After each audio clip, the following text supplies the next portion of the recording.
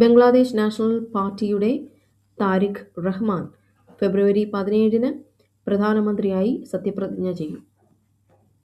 ഫെബ്രുവരി 12-ന് നടന്ന പൊതു തിരഞ്ഞെടുപ്പിന് പിന്നാലെ ബംഗ്ലാദേശ് ജമാഅത്തെ ഇസ്ലാമി നയിക്കുന്ന 11 കക്ഷി സഖ്യം 32 മണ്ഡലങ്ങളിലെ തിരഞ്ഞെടുപ്പ് ഫലത്തെ ചോദ്യം ചെയ്ത് ഫെബ്രുവരി 15 ഞായറാഴ്ച തിരഞ്ഞെടുപ്പ് കമ്മീഷന് ഔദ്യോഗികമായി പരാതി നൽകി.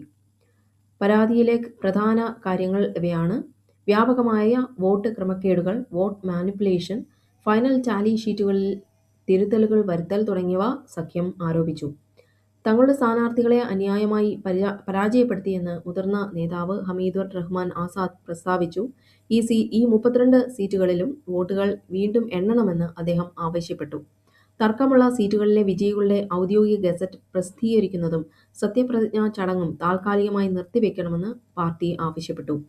ഈ മണ്ഡലങ്ങളിലെ തങ്ങളുടെ സ്ഥാനാർത്ഥികൾ 5000 മുതൽ 10000 വരെ വോട്ടുകളുടെ വളരെ കുറഞ്ഞ വ്യത്യാസത്തിലാണ് പരാജയപ്പെട്ടതെന്ന് ജമാഅത്ത് ഭാരവാഹികൾ ചൂണ്ടിക്കാട്ടി. താരിഖ് റഹ്മാന്റെ നേതൃത്വത്തിലുള്ള ബംഗ്ലാദേശ് നാഷണൽ പാർട്ടി 212 സീറ്റുകൾ നേടി വൻ വിജയം രേഖപ്പെടുത്തി.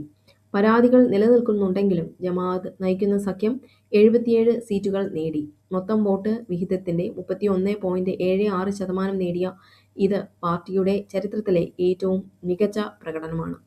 32 സീറ്റുകളിൽ പരാതി നൽകിയെങ്കിലും ശനിയാഴ്ച മൊത്തത്തിലുള്ള തോൽവി അംഗീകരിച്ച ജമാഅത്ത് അമീർ ഡോക്ടർ ഷഫീഖുർ റഹ്മാൻ വരും നാളുകളിൽ പാർട്ടി ശക്തവും തത്വാധിഷ്ഠിതവുമായ ഒരു പ്രതിപക്ഷമായി പ്രവർത്തിക്കുമെന്ന് ഉറപ്പു നൽകി.